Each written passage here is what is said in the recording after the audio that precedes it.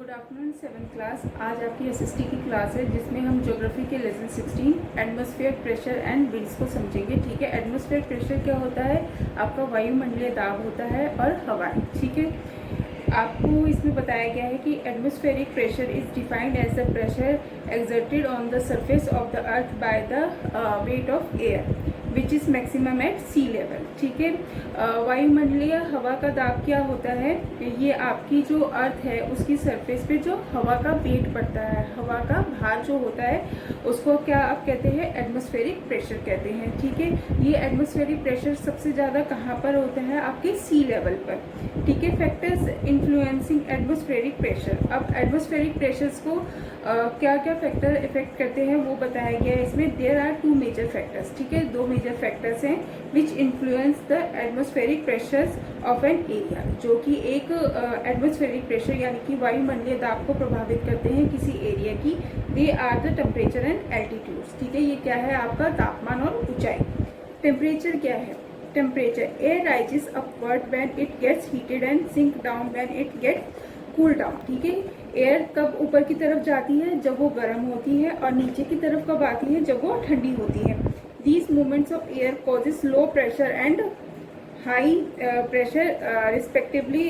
Rising air exerted little pressure while cool air sink down exerting more pressure। ठीक है, ये जो movements होते हैं एयर के, इसके कारण क्या होता है? आपका low pressure and high pressure area जो बनता है वो होता है rising air exert little pressure. ठीक है, जो आपकी राइजिंग एयर होती है वो कम दबाव बनाती है। ठीक है, while cool air sink down exerting more pressure, और जो आपकी ठंडी हवा होती है वो ज़्यादा प्रेशर बनाती है।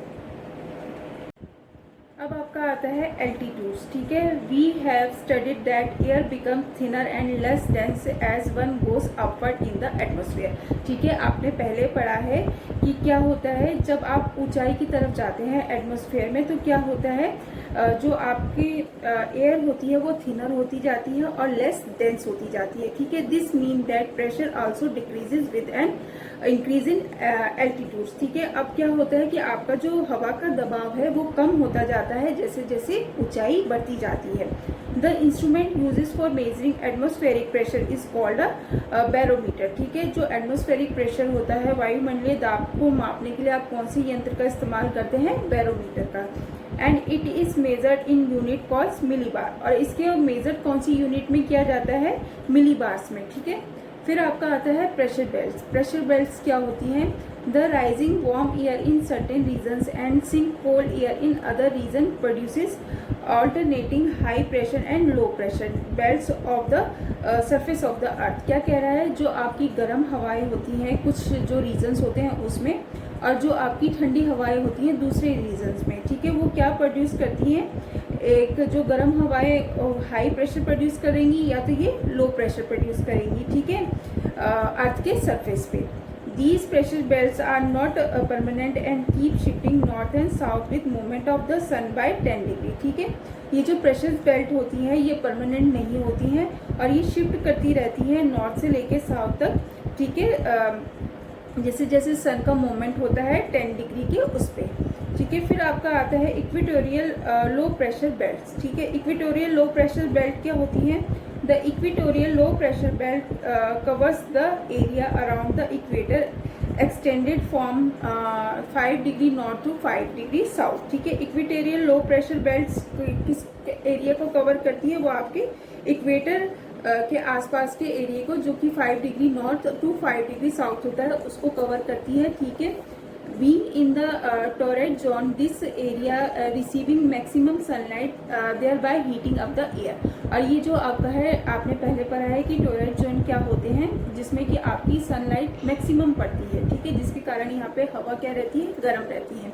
The hot air then rises vertically upward creating a low pressure. जो आपकी गर्म हवा होती है वो क्या होती है? वर्टिकली अपवर्ड्स होती है और आपका एक लो प्रेशर का एरिया बेल्ट का निर्माण करती है।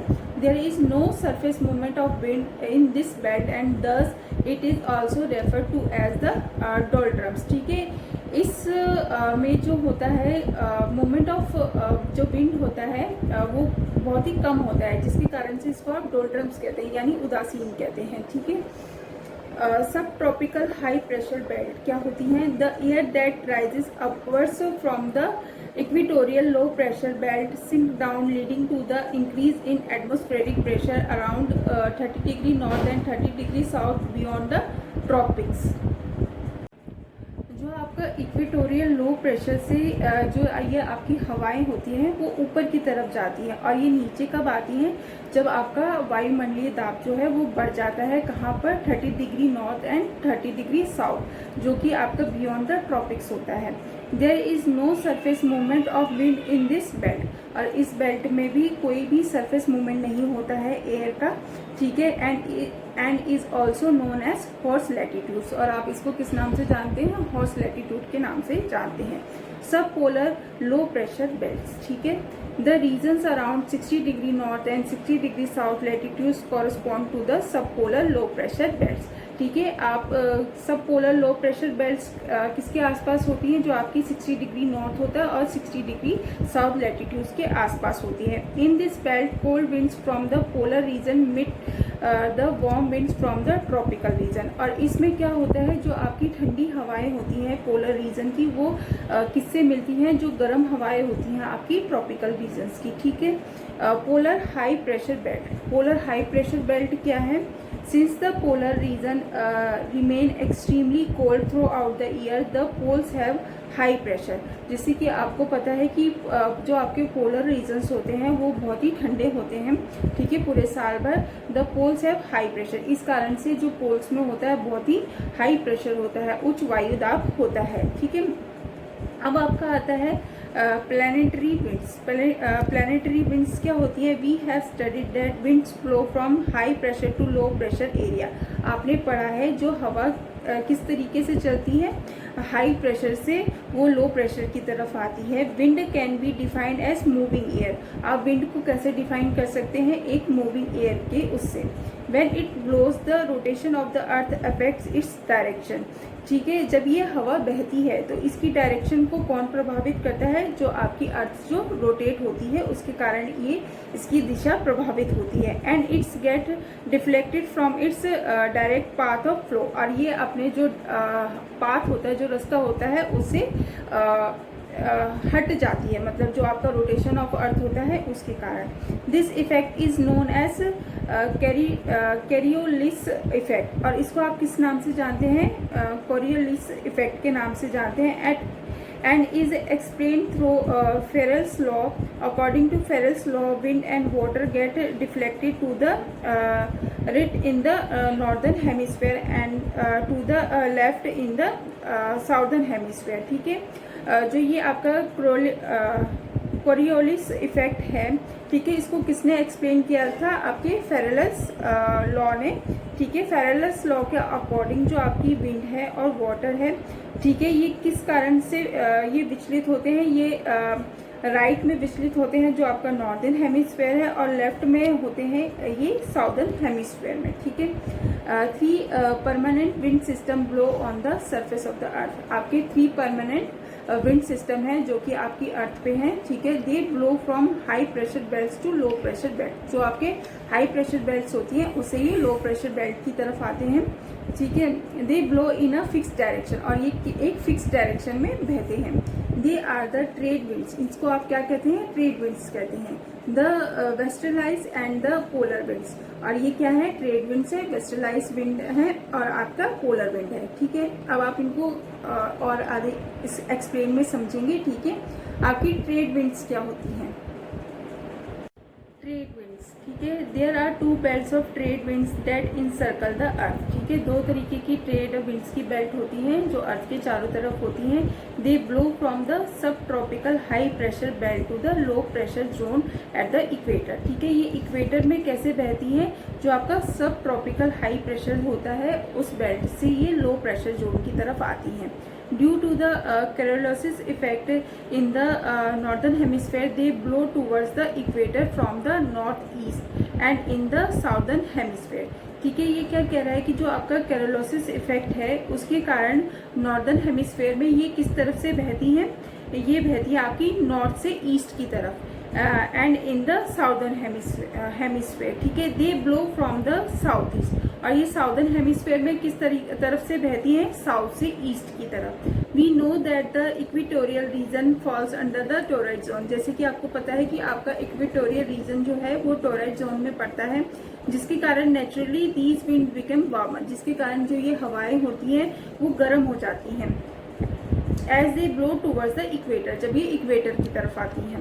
This increases the moisture holding capacity of the winds, इसके कारण क्या होता है, जो हवा की होती है ना मॉइस्चर की कैपेबिलिटी वो बढ़ जाती है, जिसके कारण क्या होता है, in the drawing up of the surface over which they blow, और ये जिस एरिया में ये बहती है वहाँ पर ये क्या कर देती है, उस एरिया को ड्राई कर देती हैं। Trade winds have thus led to the certain of tropical hot desert like the Sahara, ठीक है, creation of tropical hot desert like the Sahara, और इसके कारण क्या होता है, ट्रेड विंड्स के कारण आपका जो सहारा का डेजर्ट है उसका निर्माण होता है। अब आपकी आती है वेस्टर्न लाइट्स, ठीक है, the two belts of western lights blow from sub tropical high pressure belt to the sub polar low pressure belt, ठीक है, जो आपकी वेस्टर्न लाइट्स जो हवाएं होती हैं वो बहती हैं आपकी सब ट्रॉपिकल हाई प्रेशर बेल्ट से लेकर सब पोलर लो प्रेशर बेल्ट तक। While in the northern hemisphere they blow from the south west, और जो ये आपका नॉर्दर्न हेमिस्फेयर होता है ये इसमें कहाँ से बहती है, साउथ से वेस्ट की तरफ को बहती है। In the southern hemisphere they blow from the north to west, और जो आपका साउदर्न हेमिस्फेयर है वो उसमें ये हवा किस तरफ से बहती है, नॉर्थ से वेस्ट की तरफ बहती है। The westerlies bring plenty of rainfall to the western coast of the continent since they blow from relatively warm region to cooler region, ठीक है, जो आपकी वेस्टर्न लाइट्स जो हवाएं होती हैं उसके कारण आपका जो वेस्टर्न कोट होता है उसमें रेनफॉल ज़्यादा होती है, ठीक है। फिर क्या है, the southern hemisphere is marked by an absence of land and here these winds are very strong, ठीक है, जो आपका साउदर्न हेमिस्फेयर है उसमें जो है लैंड की एब्सेंस के कारण जो होता है विंड्स जो होती है वो बहुत स्ट्रॉन्ग होती है। As a result they are refer to as the roaring 40s around 40 degree latitudes, the furious 50s around 50 degree latitudes and the screeching 60s around 60 degree latitude के नाम से आप इसे जानते हैं। अब आपका आता है पोलर विंड्स। पोलर विंड्स क्या होती हैं, the polar winds blow from the polar high pressure to sub polar low belts, ठीक है, जो आपकी पोलर विंड्स होती हैं ये हाई प्रेशर से सब पोलर में लो प्रेशर बेल्ट की तरफ आती हैं। As a result they are very cold and dense and blow in a direction similar to those of the trade winds, ठीक है, ये क्या होती है, इसके कारण ये जो होती है बहुत ठंडी होती है और बहुत ही डेंस होती है, जिसके कारण इनकी डायरेक्शन जो है सेम होती है जैसे कि आपकी ट्रेड विंड्स चलती हैं। इन the northern hemisphere they blow from the south east, और जो ये नॉर्दर्न हेमिस्फेयर है आपका उसमें ये साउथ से ईस्ट की तरफ आती हैं। Periodic winds, periodic winds are those winds which blow only during a particular season, जो आपकी पीरियोडिक विंड्स होती हैं वो एक पर्टिकुलर सीजन में ही बहती हैं, जैसे कि इसका एग्जांपल है आपकी मानसून विंड्स जो इंडिया में चलती हैं। These winds are caused mainly by the unequal heating and cooling of land and water, और ये विंड्स किसके कारण से पैदा होती हैं, जो आपकी अनइक्वल हीटिंग है और कूलिंग है लैंड और वाटर की। We have learn that land gets heated up faster than water, आपने पहले पढ़ा है जो लैंड है वो वाटर के मुकाबले जल्दी गर्म हो जाती है, leading to relatively higher temperature and lower pressure on land.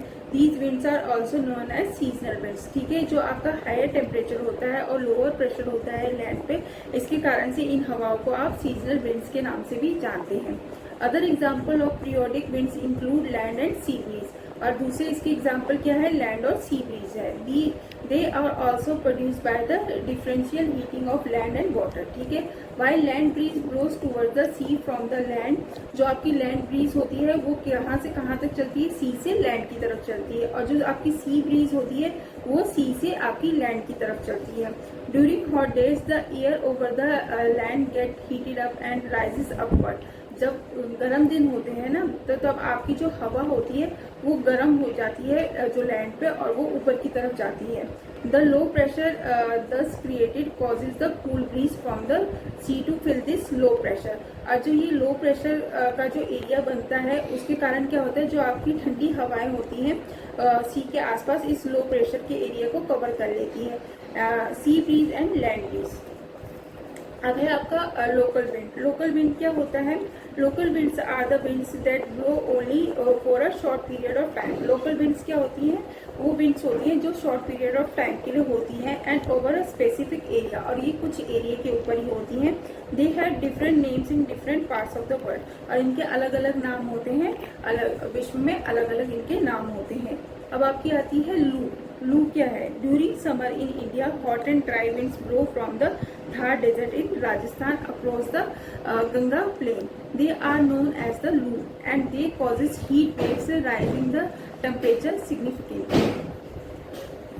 लू क्या होती है? लू एक तरह की गर्म और ड्राई हवाएं होती है, ठीक है, जो आपकी थार डेजर्ट जो राजस्थान है उससे लेके गंगा प्लेन तक चलती है, ठीक है, जिसको आप लू के नाम से जानते हैं। इसके कारण क्या होता है? आपकी हीट वेव्स बनती हैं और जो टेम्परेचर होता है वो बढ़ जाता है। अब आपका आता है चिनूक। चिनूक क्या है?